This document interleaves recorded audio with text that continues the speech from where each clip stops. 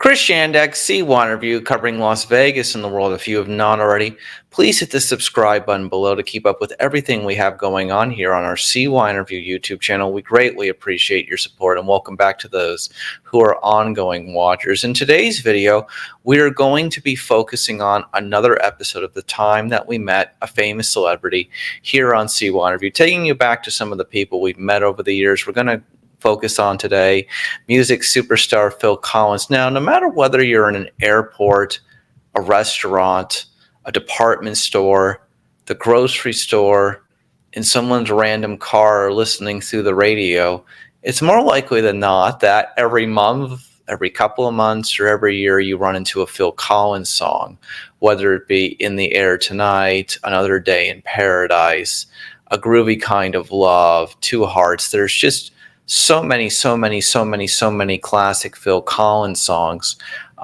that you have heard. Obviously, also looking back at, Invisible Touch from the Genesis era as well. Many other great classic music songs. So you will be exposed to much of the music of Phil Collins through your entire life if you are in places where music is frequently played, because he has that many popular songs. So we're going to take you back to the spring of 2016.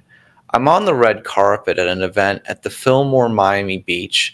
It is an event that evening for the Little Dreams Foundation, which is a charity that Phil Collins runs.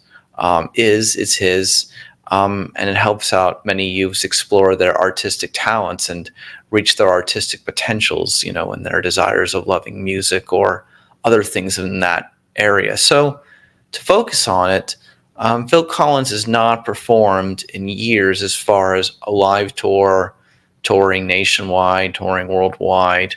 He has not performed in a long time. So this evening, people believe that he's going to give a short concert, and this is going to be the beginning of the next series of his music career and performing live again. And after this event in the spring of 2016, he would end up going on to performing a tour in the United States and a tour in other countries across the world as well. So just to begin, Phil Collins is walking down a red carpet. Now, if you know anything about being on a red carpet, they're very busy. There's a lot of photographers, there's a lot of journalists, there's a lot of activity going on.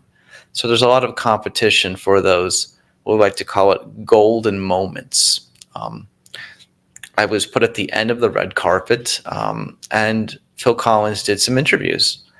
And at the end of the red carpet, right before he was about to go into the Fillmore Miami Beach to begin his evening, I asked, "Mr. Collins, can I please have two questions?" And he comes over to me, and I reflect upon it and say to him, "Is this the beginning of your next musical chapter?"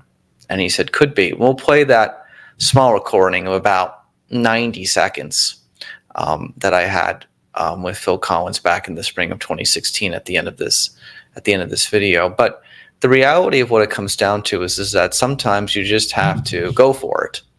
And that's the only way you accomplish anything on a red carpet, or anytime you're in an environment where you are engaging with a celebrity. And the reality of what it comes down to is that for many people, Phil Collins, that music is part of the story of their life. And what's interesting to note is that in his memoir, Not Dead Yet, the beginning of the book, the first few pages are about that night in Miami Beach at the Fillmore, where I asked him that question, if this was the beginning of his next musical chapter. That evening, where he performed and gave a small concert at the Fillmore in Miami Beach for the Little Dreams Foundation Gala. So, it was, reading those first few pages in his memoir many years after, having the chance to speak with him, was one of those moments where you realize that, again, you were part of something that was happening. You were part of something that was occurring. And you then got to reflect back upon that as someone who was actually there with Phil Collins, asking him that question. So, it's sometimes, there are these rare moments, though they're not long moments, but those are the moments that you remember in your life when you have the opportunity to speak with and see why interview many different stars and celebrities and people who are known worldwide, and their music touches people worldwide. And Phil Collins' music obviously does touch people worldwide. So now I'm going to say to you, just never give up on yourself. When you're in a room with somebody who you want their attention, you should just go for it. You should ask them. You should, because you will always regret not asking. You will not regret not trying to engage that person. And that's the most important thing that, you can always learn from these moments, So I'm going to now play that 90-second recording back from 2016 with Phil Collins. I'm Christianic for CYInterview. Please subscribe to the channel if you haven't already. And that's my story with my moment with music superstar Phil Collins. Thank you so much. I'll see you in the next video. Phil Collins, it is an honor to speak with you this evening. Is this the beginning of your next musical chapter? Could be. I've enjoyed it. Rehearsals, I got friends back in my band again, some of my band. And Nick's playing drums with us, and it sounds fantastic. It's possible. I'm thinking about it.